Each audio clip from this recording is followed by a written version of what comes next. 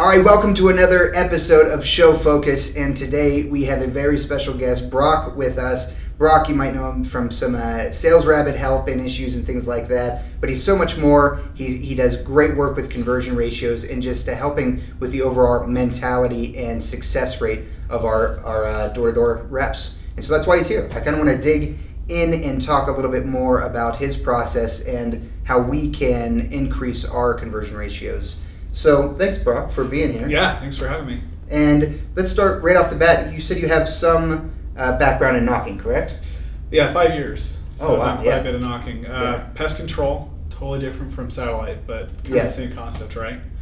And really my third or fourth year knocking, I just was like, man, this is tough. Yeah, so it is not easy. I started doing some things to make it a little easier on the doors. Mm-hmm. A lot of the guys that know me text me, a lot of salesmen know I like to make things a little bit easier on them. Yeah. And so whether it's helping out with Sales Rabbit and getting leads in their profiles or whatever it is, but there's actually a really cool tool that Sales Rabbit has. Yeah. We've all been using it, but I don't know if we've ever really been taking advantage of it. Yeah, tell us. When you knock on the door, not interested or no. Mm-hmm. And it's good. You know, you see how many people you talk to that day, but when I tried to dig in a little bit to see, okay, well, what's people's conversion ratios? Yeah. I found something interesting. So we have this is from November 9th, right? Just an example. Andrew Smith, Caitlin Stamper, Nate Creer, Nathaniel Olson, Taylor Harrison, for a few. Andrew talked to 6 people and he sold 3 of them. Or I talked to 9 people and sold 3 of them, so 33%. We have Caitlin who talked to 6 people and she sold 3 of them, 50%. Nate Creer, 33%, Nathaniel, 50%, Taylor, 50%. I mean, these are some huge numbers. So right? you're able to pull this information straight from Sales Rabbit and show exactly what conversion rates are. Yeah, and I think it's important too because we knock on the doors at our home, Mm-hmm. and in our mind we're thinking, "Oh man, I'm working really hard." Yeah. But you can talk to 1,000 people in our home, and there's no sales there. Yeah. And so really, what it is it helps you realize as a salesman, you see the facts. Okay, so I actually need to actually talk to someone to Mm-hmm. sell, first of all, which some of us have a disconnect there, right? Yeah. We're out in our Yeah. cars, we're knocking door to door, and the work ethic is there, but the sales aren't.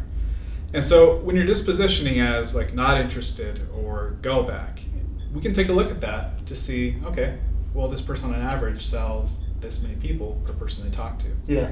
And I think that will really help out with a lot of salesmen. I think it absolutely would. I did not have a tool, and I don't know if you did, on the door where I was able to, I mean, I was old school. I wrote down literally every door I knocked. I was old school too, yeah. And- You're writing the address on the Yep. paper. And One leg or whatever it was, just wife home, wife home. So Mhm. this kind of a tool is amazing. And if you're using it like you're suggesting, you're able to actually track your success and maybe pinpoint a little bit on how they can improve. Absolutely. So you'll be seeing the reports probably within the next week. And we'll be taking a look at a couple things too. Also lead utilization. Okay. A lot of leads out there, we want to make sure that all the sales reps can get leads.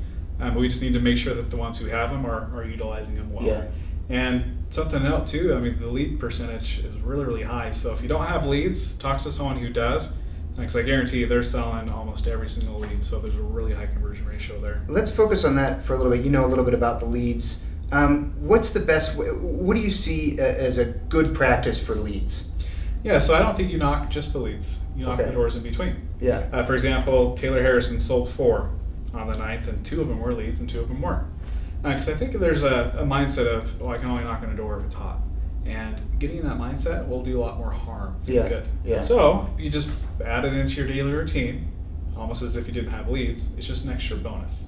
Yeah. And so that kind of mindset of, okay, I knock leads and the other doors too, that's going to help you sell more than even if you only just knock leads. And these leads are a precious commodity, something I had never had the pleasure of using.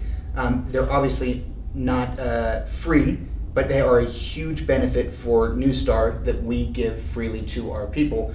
Obviously, we don't want anybody abusing that because they are such a huge tool. What are some worst practices, best practices kind of thing when it comes to that? Yeah, good question. Worst practice is not using the leads. Yeah, it's not. Yeah, and I don't know what the magic number is, but maybe there's 100 leads, right? Mhm. Maybe we'll have wanted to talk to at least half of them. We'll kind of play around with it a little bit, but I mean, if there's leads given to you, Mhm. you just want to make sure that you're using them Yeah. and not requesting leads that you don't need. Because leads that one person's requested either stalls or makes it so another person can't get leads. Yeah. And we'd like to keep the leads free, of course, for the sales reps because they do cost a lot of money to generate and it takes a lot of time as well. So the better they're utilized, the longer we can keep them free for everybody. Which is awesome, and the people who use them succeed, as you can now show. Massive numbers. Yeah. What are some other suggestions you have then in this conversion rates or how to analyze these numbers and to build their process to make it more streamlined?